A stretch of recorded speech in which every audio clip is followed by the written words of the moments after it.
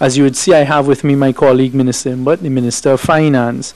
And we just have a couple matters that we would like to announce via this medium, and then we will take a few questions from you who are present. I'd like to start by saying that today the Cabinet has agreed that we should ratify the Paris Climate Change Agreement that everyone is aware of and that has been taking up a lot of international news and being the focus of international discussion.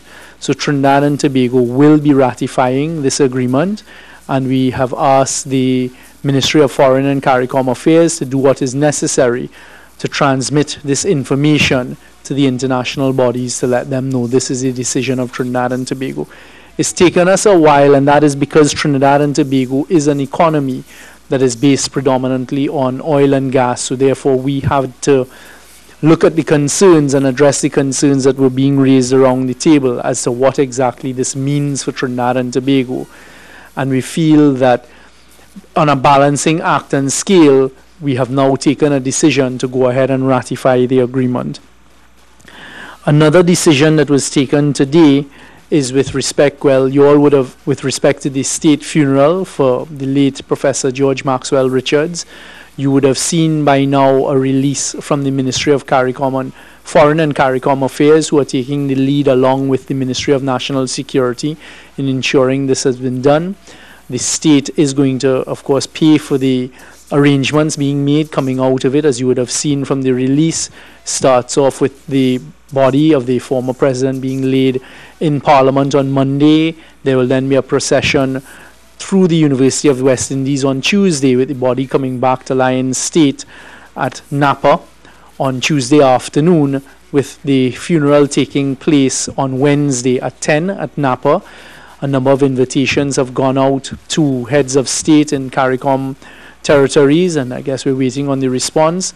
There's still a lot of details being worked out.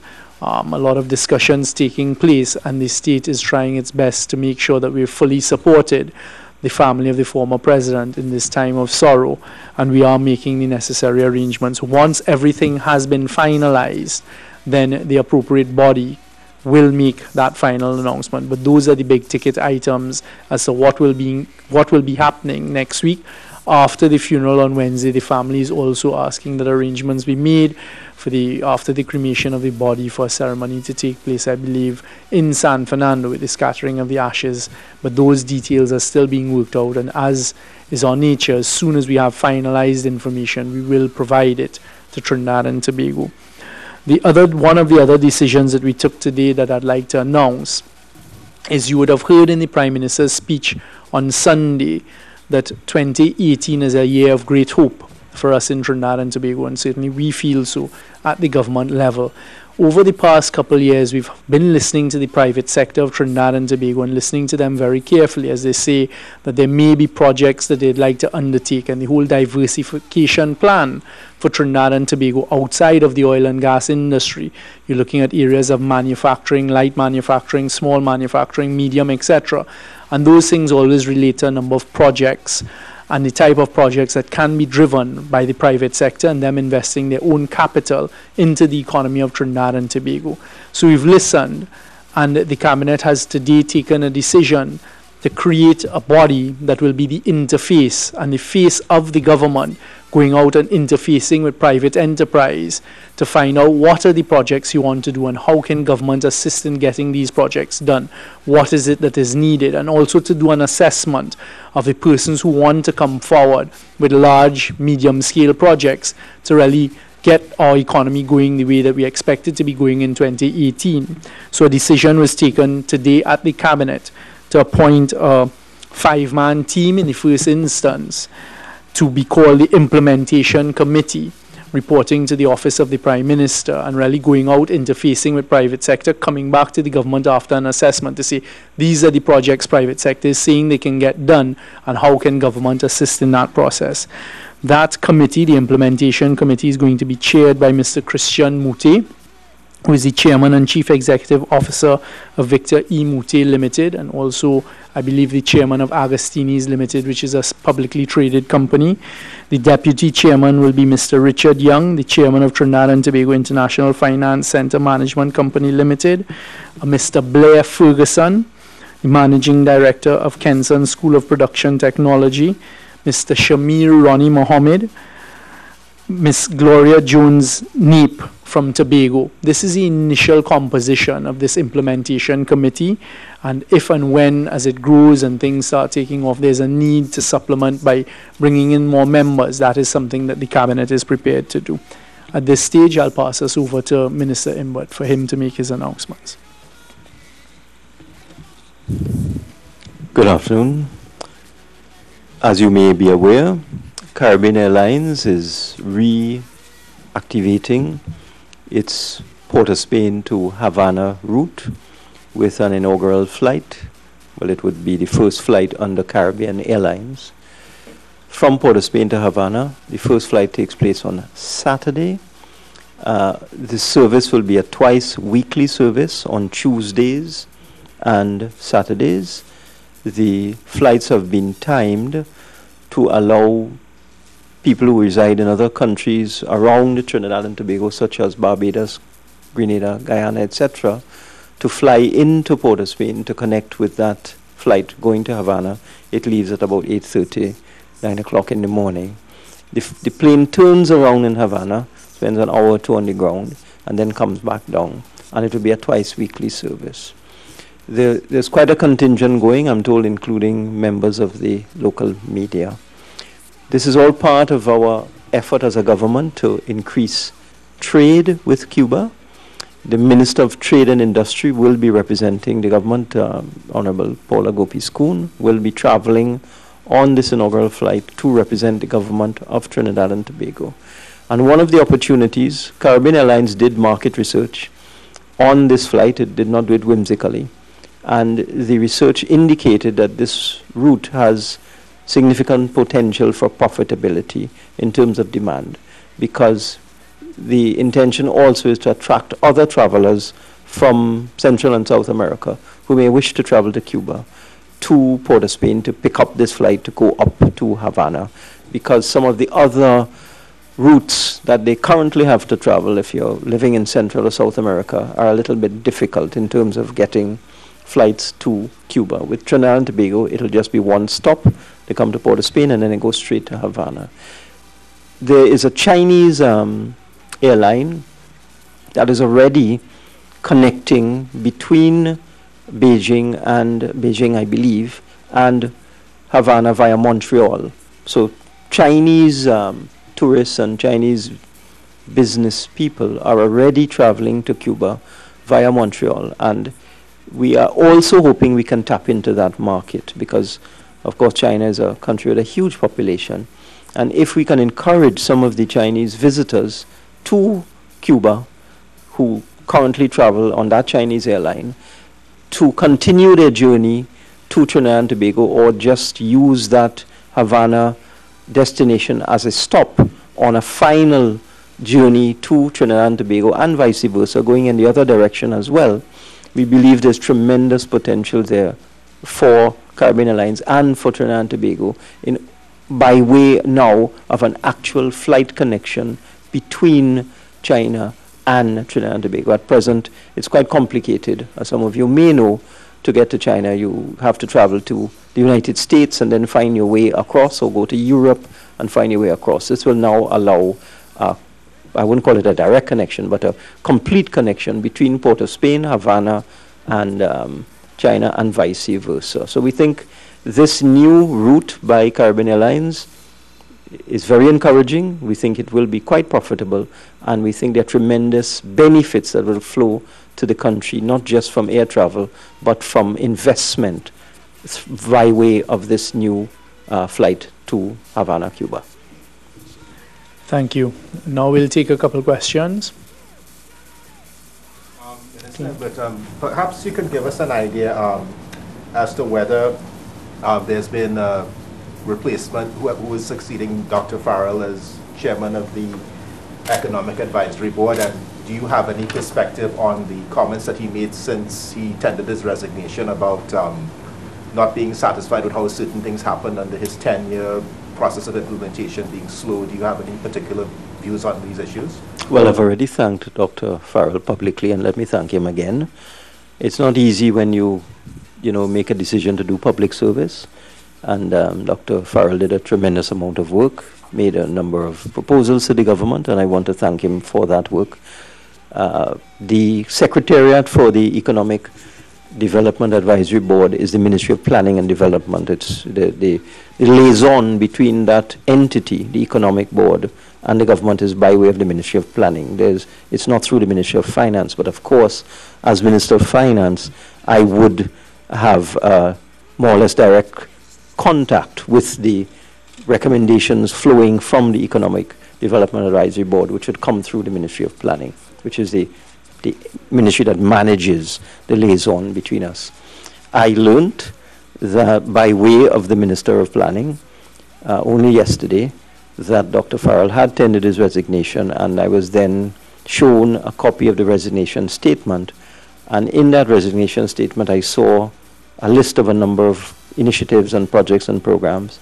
And looking at it, at first blush, many of these projects and programs we are already working on. Many of them were already actively involved in pursuing these projects and programs. But in terms of a replacement, since this is a very sudden event, the government has taken no decision at this point in time with respect to any replacement. Of course, you have just heard Minister Young speak about a new private sector group that has been established to assist with implementation. If I might ask, how different is this particular body from the Economic Advisory Board? Is there any duplication? I'll hand you over to Minister Young for that. There is expected to be no duplication.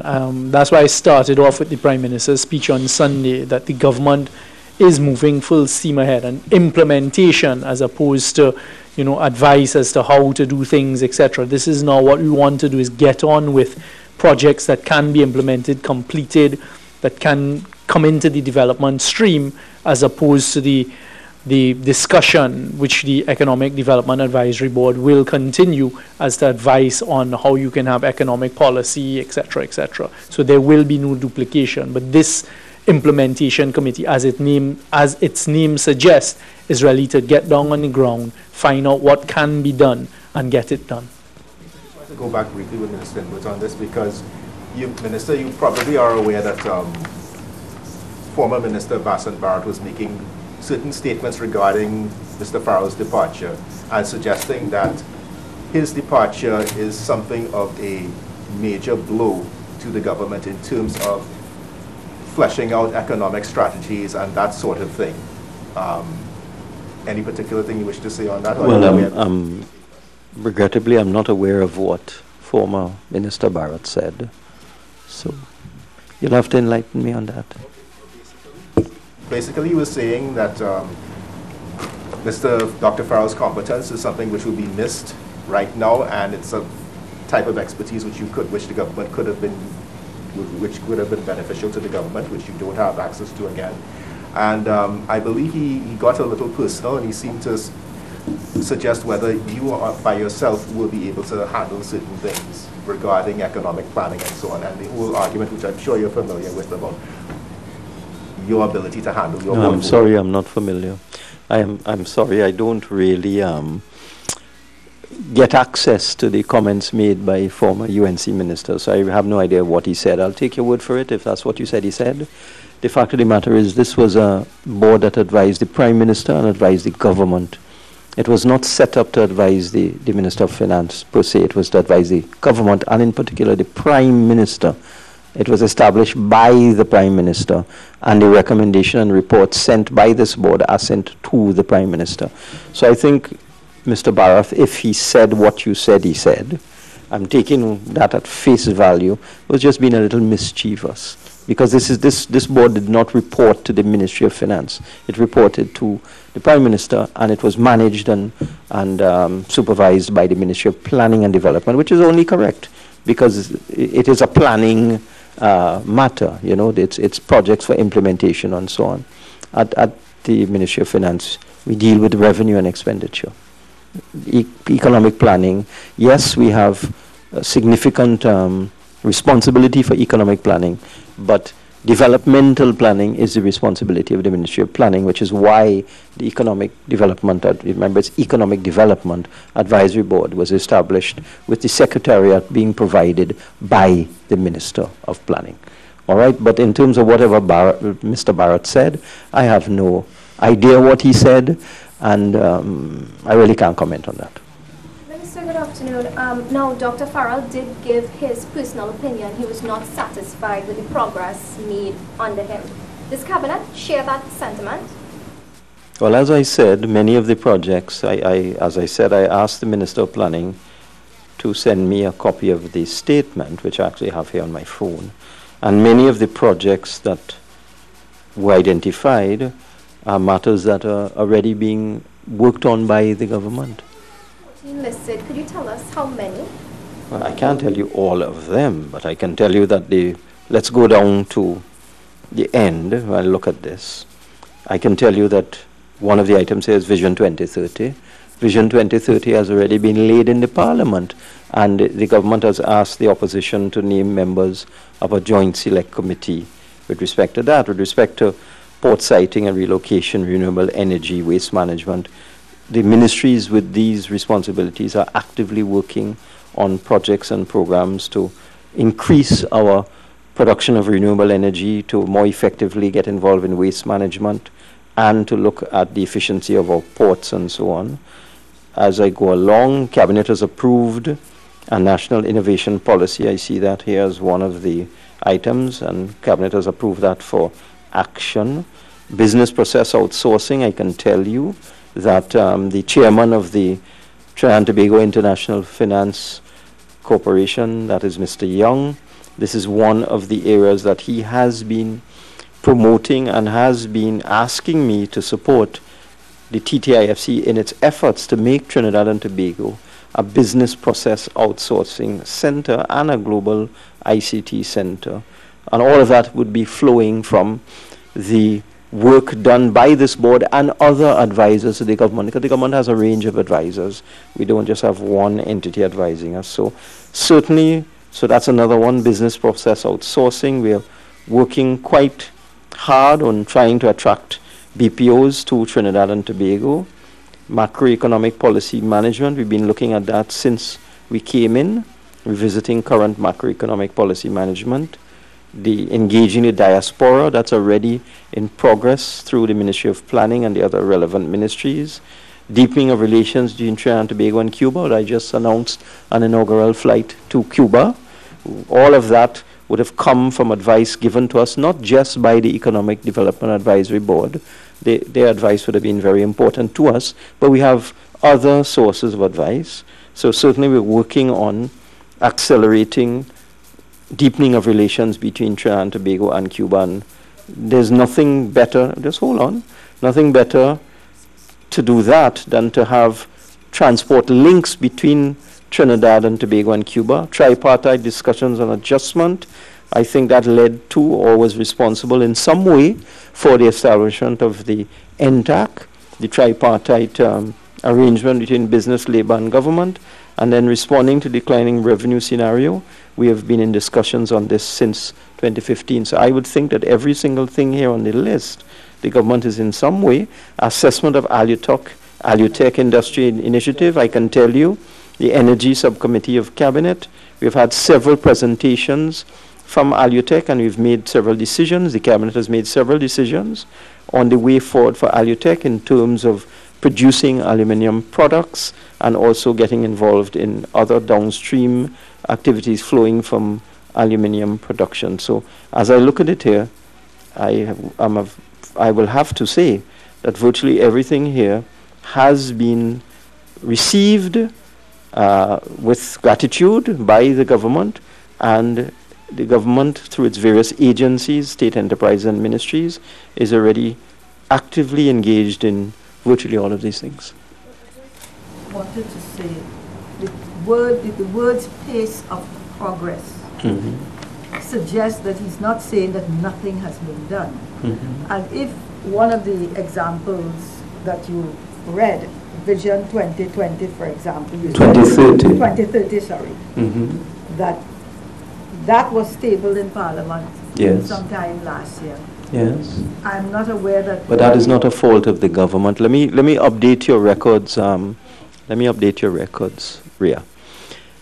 The government has on several occasions, through the persona of the Prime Minister and the Minister of Planning, made the point that the government felt that Vision 2020 was not a P&M thing, and that a joint select committee should be established to examine and also ask for contributions and comments from the wider public. That's what a joint select committee is for.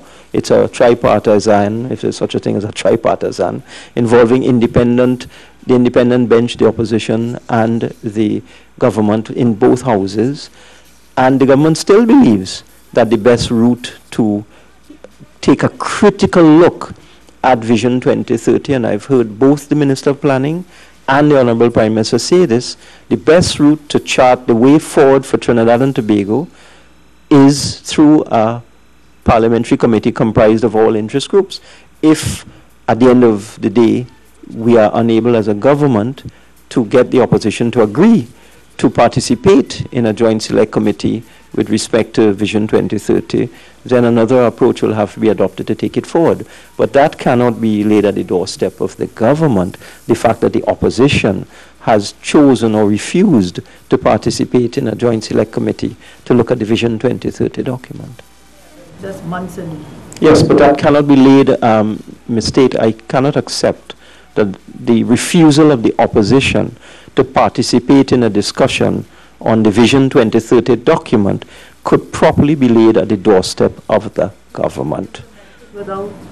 Well, we felt it was so important that all stakeholders should be given an opportunity to get involved.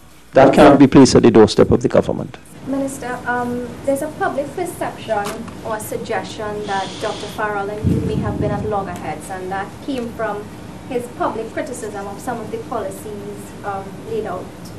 For instance, the forex issues. I think he has written and publicly said that he doesn't quite agree. So I guess I'm asking you to comment on this, and maybe was this one of the reasons for his resignation, and how was his resignation so readily accepted? Were you at loggerheads? This is Urvashi. This is who I'm speaking to. I'm just trying to get the name and the face correct.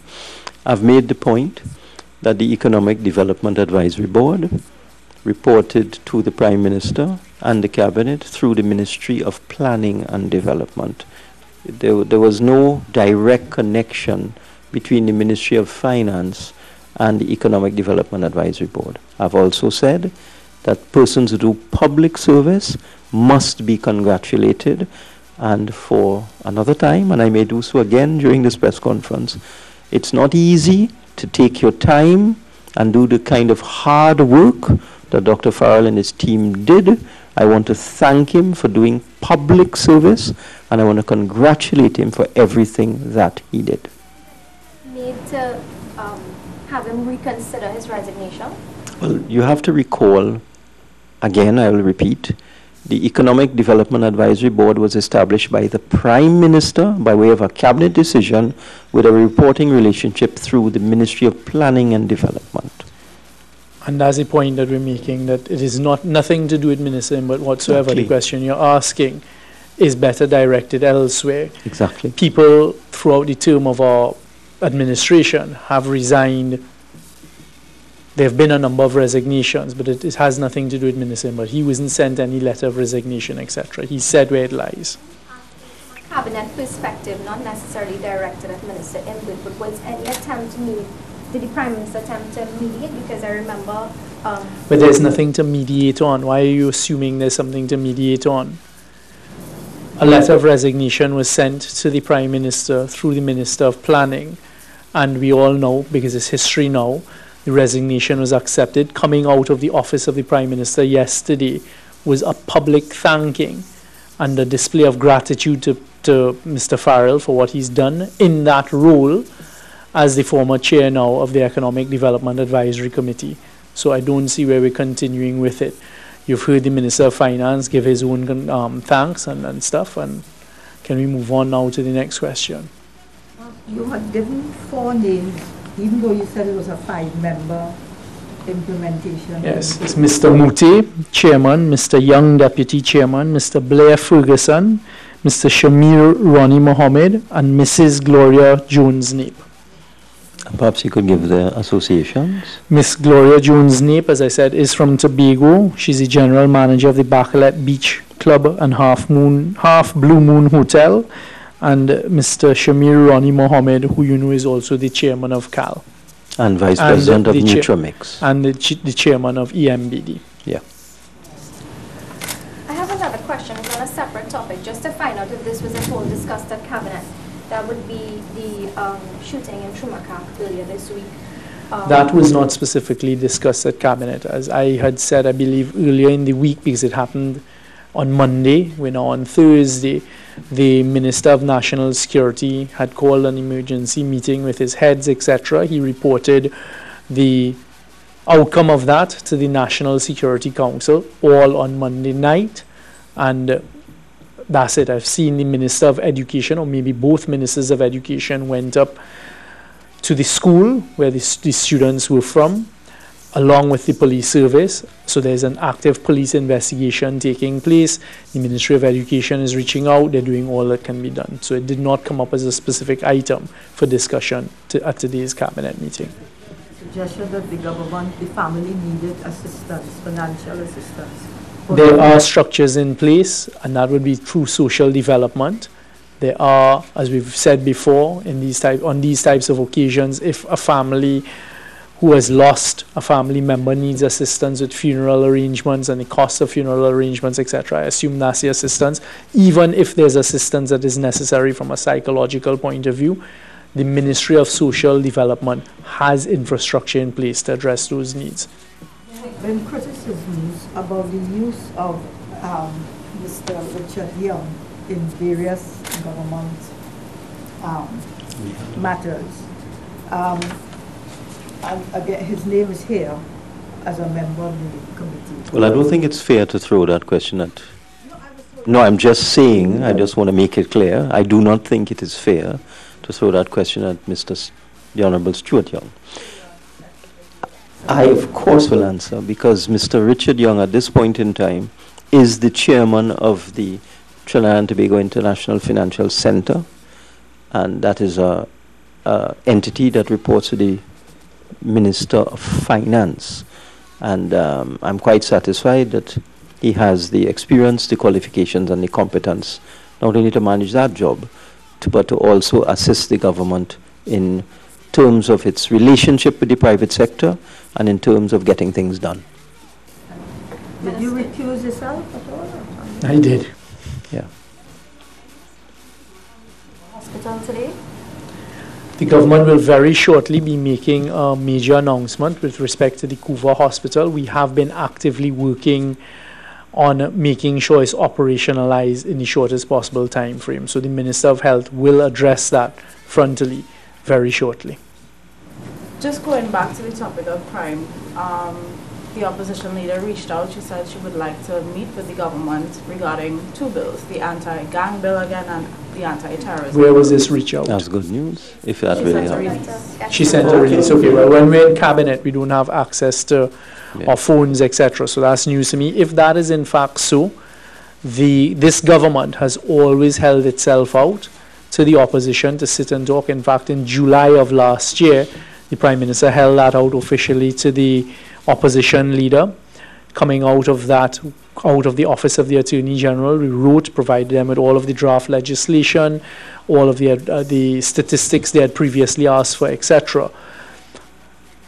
You know the government's position. The government's position is the Parliament. You have 23 votes out of 41 votes there that will do what is best for Trinidad and Tobago. Interestingly, last night, you actually saw the head of the Northeastern, I believe, or the Northwestern Division come out publicly and say, which is something the Prime Minister had said, interestingly enough, that the police service are the body, they're the law enforcement agency that is asking for anti-gang legislation. The government heeded that cry. We took it to Parliament twice. The opposition failed to support it. maybe that's water under the bridge. If the leader of the opposition now is holding out that they're prepared to sit and discuss it, we will do so.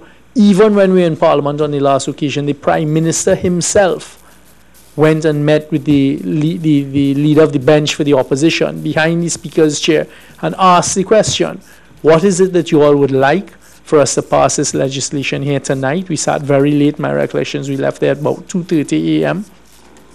We were told a sunset clause and an amendment to another provision. I can't remember right now. We acceded to that. And then they found other reasons, etc. I see they've been accusing us of bullying, which is not true. It is the police service and the citizens of Trinidad and Tobago who want this legislation. We will bring the legislation back. We are willing to sit and work with the opposition as we held out. We provided them with all of the information we have in our possession, which comes from the police service as to why the legislation. So if that is in fact so, that's great news. We welcome it, and let's see how it goes. Minister, taking off from that particular point that you raised there, and sticking with the same issue of crime, you would be aware, obviously, that shortly after those two murders in Lavender and Cuba, the involving the schoolboy and that taxi driver, the Prime Minister made certain comments about crime, and then also in response to that, the opposition leader responded to that, basically bringing into question whether government and opposition can meet and actually treat with these things, because you may be aware that she said publicly that the Prime Minister was acting as a crybaby, he should man up and all this. I am not going to respond to those particular comments that are attributed to the leader of the opposition. The facts are that the bill failed on the last occasion, about a month ago or just over a month, for a lack of opposition support. The fact is that it is the police, Trinidad and Tobago Police Service, that is asking for this specific legislation. A head senior police officer has now come out and said that yesterday. That is the record. It is not the government asking for it. We are here to facilitate. The Prime Minister was making reference to a party, from what I read in the newspaper, to a particular report he had of a position taken by the opposition shortly after they chose not to support the legislation. And they were talking, I believe, in Debe, and saying things that were very different to what they had said in Parliament. And they were on record, they are saying there's no need for anti-gang legislation. Let us recall that the first time anti-gang legislation was introduced in Trinidad and Tobago was under UNC government. It received the PNM opposition's support. Part of the way, one of the ways this legislation is going to be successful is you need to gather intelligence as to who are in the gangs, how they operate, etc. Convert that intelligence to evidence. That doesn't happen overnight. The police service are saying they're prepared to do it now. They have it. They've been gathering the intelligence. They've been working on it. There's evidence now. If the opposition at this stage, as you say, are prepared to sit now with the government and work it out, we are always prepared to do what is right for the citizens of Trinidad and Tobago. And the police service, who constitutionally are mandated to be the law enforcement agency to protect and serve us as citizens, are the ones asking for it. The government is there. I am certain that the Prime Minister will instruct the Office of the Attorney General to make ourselves available, as we did before, and they never took us up on it, to sit down with the drafts people, to give whatever legal advice we have in our possession, etc., and to work on it. The government has offered that before. If they want to take up that offer now, let's do it. Let's do it for what is for the citizens of Trinidad and Tobago. What about the 6 months time lapse now? Can you explain that? That is an issue, all right? So under standing orders of Parliament, you can't bring back failed legislation for 6 months. However, these are standing orders, and parliamentarians are the ones who determine how we conduct our business. I haven't looked at it specifically, but my legal background suggests to me it is always possible if the parties agree that we can abridge the time. So I don't want to say I'm certain because I haven't looked at it, but it is probably possible, I'll put it like that. It is probably possible if parliamentarians want to abridge the time and come back to Parliament before that 6-month period. I am sure we can probably pass a motion abridging the time going around that particular standing order because there's consensus. At the end of the day, the standing orders and the rules and procedures are to govern us as parliamentarians. So if we believe this is the proper way to go forward, I'm sure we can get around that via consensus. Minister, how soon that could be done? If you Well, I'm hearing about this for the first time. This government is always ready, willing, and able to do the work that is necessary to get legislation to the Parliament. Let's see what's happening. I am certain if that is true, that we will sit down out of the office of the Attorney General day and night to work on the legislation. If there's a consensus with legislation, we abridge the time, we take that legislation to Parliament. It can be done in the shortest possible time frame. We are prepared to do all that we can within our power to have it done as quickly as possible, if that is the position. Indicated that he's received the letter so far. And you said yes. This is the first that we are hearing of it. I can't speak for the Prime Minister. I don't know when he left Cabinet, he went in his office, etc., etc. But certainly, up to this point in time, this is the first that I'm hearing of this. I'm also told that the opposition is willing to have the standing orders suspended. That's Right. good Well, to know. Good Let's to hope know. that's Let's hold them to that. Today, so it should have been. Okay, but as I say, factually, I have not seen the letter. Neither. The Prime I'm Minister has not not aware. indicated anything to us.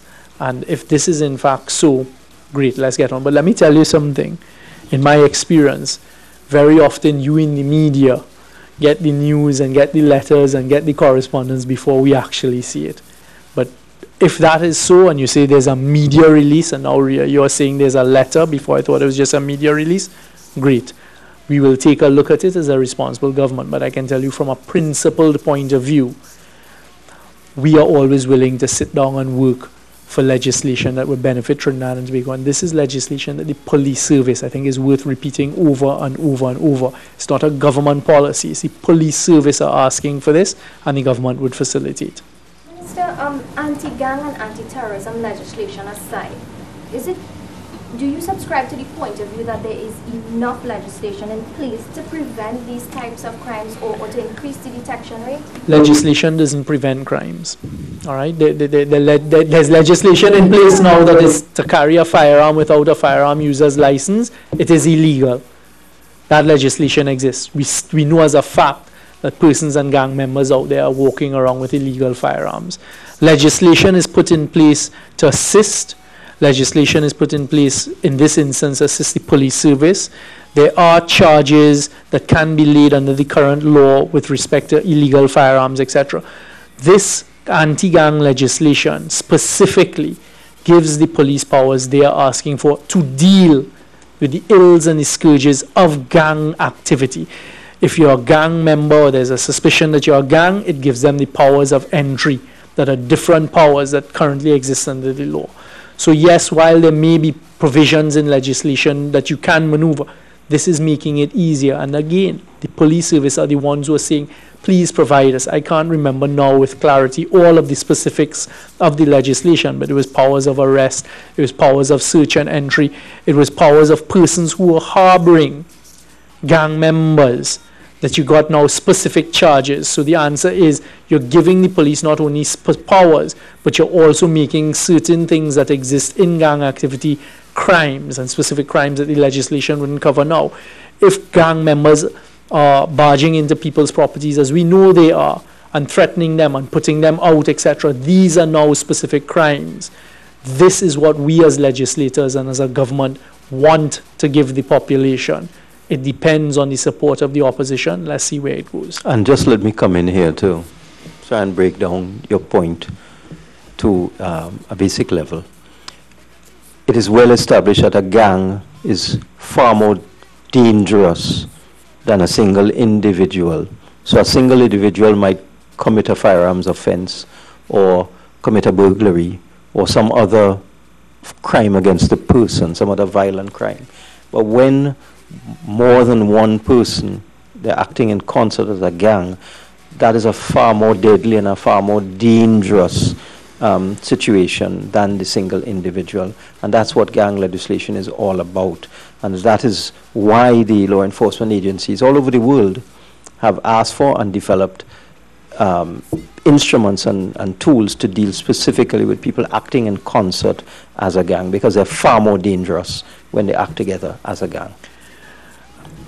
Let me just add, because I've just been sent a copy of the letter that has been released to you all, which is an unsigned version, I note. And I now understand why you introduced the question of the anti-terrorism legislation as well, because that is what the opposition leader has written about, those two pieces of legislation. I smile because it is currently before F1GP. Very serious amendments to be made to the anti-terrorism legislation. And we have already prepared it. And this anti-terrorism amendment bill gives again law enforcement and the state the power to deal with some very focused phenomenon in the realm of counterterrorism. All right, so the Office of the Attorney General as well as the Ministry of National Security have been working with international agencies on terrorism matters. So I am happy if the opposition is taking a position that they will sit and work with us on these two pieces of legislation. As a government, we will meet and discuss it under the guidance of the Prime Minister. And I think I can say here with a level of certainty, we will meet with them and we will discuss. We have nothing to hide, in particular when it comes to legislation. We will provide them with all that we have. And hopefully coming out of those discussions, I've seen they've also spoken about, and I didn't know this, but moving away from the standing orders. So exactly what I thought was a hypothetical conversation, they have agreed that is something they're willing to do, that we can abridge the time. We will now go away, we will look at this, we will open our doors, let's sit with the technocrats and the draft people and hopefully come to the population via the parliament with workable legislation that is being supported. Just this week, on Monday as well, we had the opposition join with us in supporting the nomination of a president-elect. If this is going to be the new change, then we welcome it and we go down that road. But let us see how it unfolds. The government has always held out that it is willing to work with whoever wants to do what is right for the citizens of Trinidad and Tobago. That's our test. Last couple of questions. I just wanted to go back to with Minister Inwood on the flights to Havana. And, sure. From a logistical point of view, given the aircraft which CAL has in its fleet, is yes. this, and would that, going forward, it's the opinion that this route is feasible, or would it compromise any other routes at all? Based on all the information available to me as the line minister for Caribbean Airlines, CAL has informed me that its fleet is currently underutilized. Its fleet of jet aircraft. And in fact, its pilots may also be underutilized on certain routes. And the consultants on certain routes, I said, not on all, because it has to do with takeoffs and landings, the amount of takeoffs and landings, and of course the amount of time you spend in the air. And CAL has assured me, because I asked that question just before I came here, that their consultants have told them this is the best use of the aircraft at this point in time, to introduce this twice weekly service to and from Havana. It would not affect CAL's jet schedule in any adverse way. Just one last question. Minister, but can you say how many passengers these flights will accommodate? Well, it's a typical jet. I think it's 150, 160, somewhere around there, that the Boeing jets, CAL's current fleet, accommodate. So let's use 160 passengers going to and from Havana twice a week. Last one. It's not a question. On behalf of the members of the public, can I implore you two ministers as well as other ministers of the cabinet to do something about crime? Because I just want to remind you that last year on January 22nd, 2016, 2 schoolboys also were murdered. You have the commitment, and the citizens of Trinidad and Tobago have the commitment of this government to do all that we can within our power to take on the issue of crime. The Prime Minister started his address to the nation at the beginning of this year saying that. So you don't need to implore us. You already have that. You already have that commitment. What you need to look at is a factual position and matrix. What can a government do? A government can give the resources. I don't have the power. I can't go out there and arrest anyone personally. But what I can do is advocate for more resources and a proper prioritization of resources to be given to our law enforcement agencies, including our intelligence, Trinidad and Tobago Defense Force, and that is happening. In fact, factually, if you look at it over the last 5 to 6 months, you will actually see that the detection rate has improved significantly and dramatically. And a lot of these heinous crimes and murders that affect all of us as citizens, you're seeing a quick turnaround in the apprehension and charging of the perpetrators of the crime. So don't let that go unnoticed. So that is the commitment we are given. As a National Security Council, we do meet with the law enforcement agencies, the heads all the time. We share ideas, ask what more support can be done. The second thing we can do is legislation. Again, one of the first things we did is we came to try and make the process an easier, simpler process for the appointment of a commissioner of police. We brought the anti-gang legislation. This is the second time we've brought that to the parliament.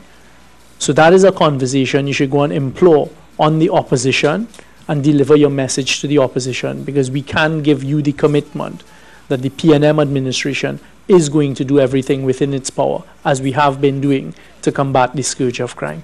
Thank you all very much.